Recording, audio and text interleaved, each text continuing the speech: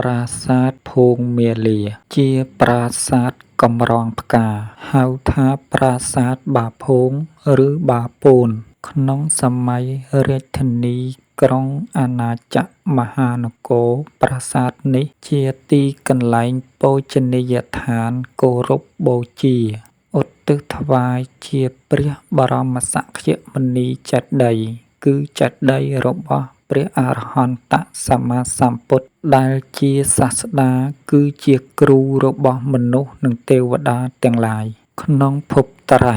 និងជាទីកន្លែងតម្កល់នៅព្រះបរមសារីរិកធាតុ គឺឆ្អឹងរបស់ព្រះអរហន្តសម្មាសម្ពុទ្ធជាបរមគ្រូ ដែលបូជាដោយគ្រឿងសក្ការៈទាំងឡាយផ្សេងៗ មានផ្កាដែលមានក្លិនក្រអូបផ្សេងៗជាដើម និងជាទីកន្លែងដែលតម្កល់ទុកដាក់នូវរតនវត្ថុទាំងឡាយផ្សេងៗ ដែលសុទ្ធតែជាវត្ថុដែលមានតម្លៃខ្ពង់ខ្ពស់ ដែលបូជាហើយដល់ព្រះបរមសារីរិកធាតុ គឺឆ្អឹងរបស់ព្រះអរហន្តសម្មាសម្ពុទ្ធ ដែលតម្កល់ទុកដាក់ដើម្បីបូជាថ្វាយ និងធ្វើបុណ្យនៅក្នុងព្រះពុទ្ធសាសនា ដើម្បីឧបត្ថម្ភទំនុកបម្រុងដល់ព្រះពុទ្ធសាសនា និងព្រះភិក្ខុសង្ឃទាំងឡាយនៅក្នុងព្រះពុទ្ធសាសនា នៅក្នុងរាល់កន្លះខែ គេដង្ហែនៅព្រះបរមសារីរិកធាតុតាមស្ពាន ឆ្ពោះទៅកាន់ប្រាសាទមេបុណ្យ គឺប្រាសាទព្រហ្មវិហារធម៌ ដែលមានមុខ4 តំណាងឲ្យមេត្តា ករុណា មុទិតា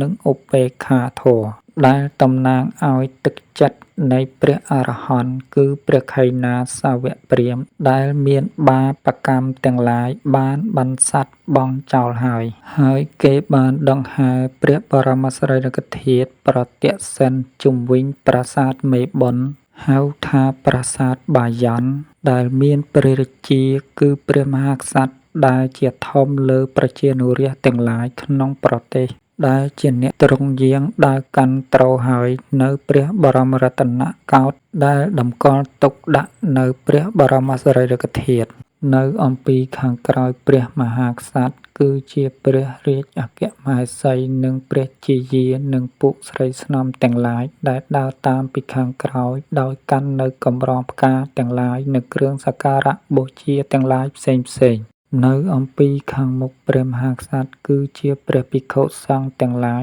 ដែលបាននិមន្តដើរជាជួរតាមលំដាប់ព្រះវស្សា ដែលបួសមុននិងបួសក្រោយ ដែលមានព្រះហស្ថគឺដៃប្រណម្យសំពះ បន្ទាប់មកនៅអំពីខាងក្រោយព្រះជាយា និងពួកស្រីស្នំទាំងឡាយ គឺពួកព្រាហ្មណ៍បរិហិតទាំងឡាយ ដែលបានដើរជាជួរ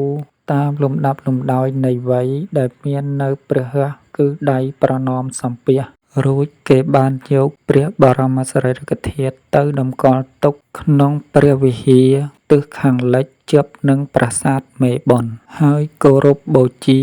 និងថ្វាយនៅគ្រឿងសក្ការៈផ្សេងៗ មានផ្កាក្រអូបផ្សេងៗជាដើម និងការសូត្រធម៌តាមពុទ្ធវចនៈ ពោលសរសើរនៅគុណព្រះរតនត្រ័យ បន្ទាប់មកគេបានដង្ហែព្រះបរមសារីរិកធាតុប្រទក្សិណជុំវិញប្រាសាទមេបុណ្យ និងដើរតាមស្ពានឆ្ពោះទៅកាន់ប្រាសាទបាភូន ដើម្បីតម្កល់ព្រះបរមសារីរិកធាតុទុកដាក់នៅក្នុងទីនោះវិញ